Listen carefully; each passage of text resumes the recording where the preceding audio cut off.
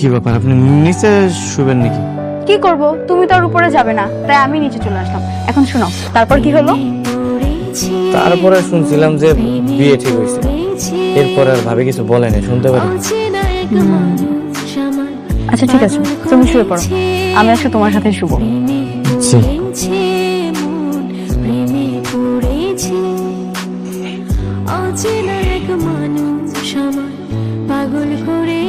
তুমি অনেক বেশি ব্যথা পেয়েছো বললাম।